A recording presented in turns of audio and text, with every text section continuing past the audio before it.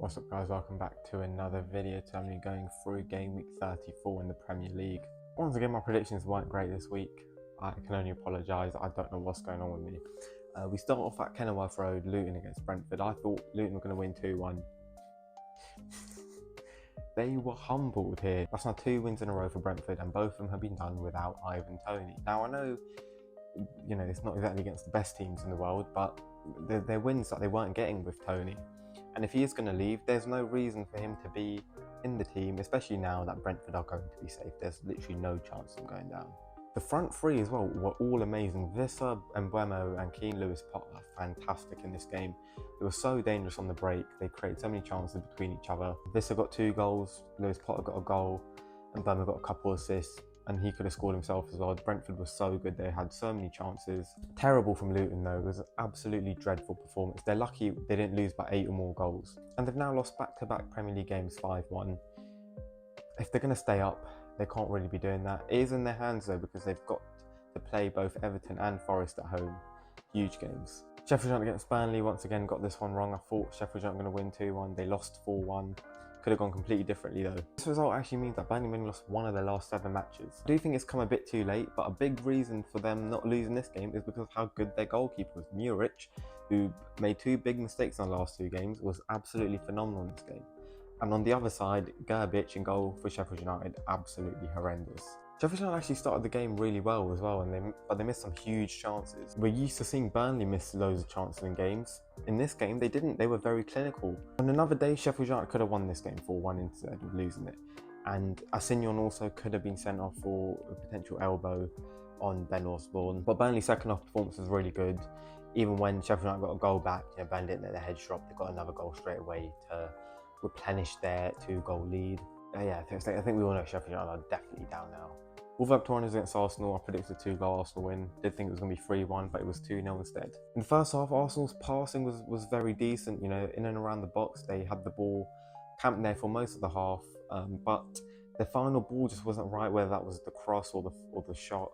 It just wasn't coming off for them until Leandro Trossard scored a wonderful goal in off the upright. Brilliant strike. Wolves were defending pretty well though, and they almost took the lead when Gomez robbed Kivior, big mistake from him, and he thundered the shot against the post after a good save from Raya. In the second half though, Arsenal took control once again. They were very good.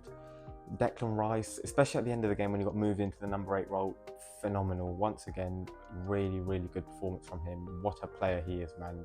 A signing of the season. Saka almost scored a brilliant solo goal as well. Went past 3 players, but unfortunately his finish wasn't great, but then Odegaard sealed the win right at the end. Actually means Arsenal now kept 6 consecutive away clean sheets. The record is 7. Their next away game, Tottenham Hotspur. So I don't think they are going to break the record or equal the record, but you never know. Everton Nottingham Forest, what an insane game this was, and not for the right reasons. So I predicted a 1-1 draw, Everton 1-2-0, very undeserved. Cagey start to the game, you could tell both teams low on confidence. But Forest should have had a penalty after Giovanni Reina was fouled in the box by Ashley Young. Wasn't given. Idrissa Gueye then put Everton in the lead. Brilliant strike from him. Forest then had a chance with Chris Wood. He really should have scored a great save from Pickford from point blank range. Ashley Young decides to handball the ball. Again, not given. I know he was close, it's very close proximity, but him doing that prevented Wood from having a very easy chance. It's a penalty. There's no 2 ways about it. It's a clear penalty. Then in the second half, Ashley Young yet again decides to commit a foul on Hudson-Odoi in the box. Clear penalty yet again. All 3 of them were penalties. I can't believe they didn't even get 1 of them. It was insane. Morgan Gibbs-White, who's been so good for Forest this season, being their talisman, missed a golden opportunity to equalise. And then Dwight McNeil scored a really nice goal to make it 2-0 to Everton. But Forest were absolutely robbed in this game. 3 penalties and none of them given. 3 clear penalties and none of them given, I should say. They could go down because of this game, and they were absolutely right to issue the statement they did. If the VAR official is a Luton fan, then it's absolutely not right that he was the VAR official for this game. Aston Villa against Bournemouth, I thought they were going to have a hangover. I predicted a 2-2 draw. And to be fair, for a while, it did look like they were going to suffer from a hangover. They are now in pole position for top 4. They're 6 points clear of Tottenham. They have played 2 games more, but Tottenham have a very tough end to the season. Bournemouth started the game really, really well.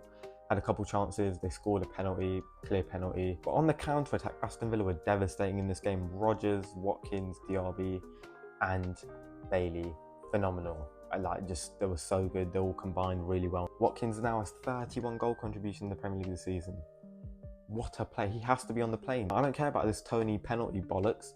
Watkins can take a penalty and he's got 31 goal contributions in just the league this season. How is this even a debate? Even Solanke, who's now got 18 Premier League goals, should be on the plane ahead of Tony. London derby, Palace, West Ham, I predicted a 2-2 draw. Oh my god, this was embarrassing from West Ham. David Moyes has to go. I'm sorry, he's done very well at West Ham, but they're now out of the Europa League. They're likely to not qualify for Europe next season either. His time's up. You know, this team is really good and they should not be losing 5-2 to any team. You know, let alone a team that have been languishing towards the bottom end of the table for most of the season. But credit to Crystal Palace, man, they were scintillating in this game.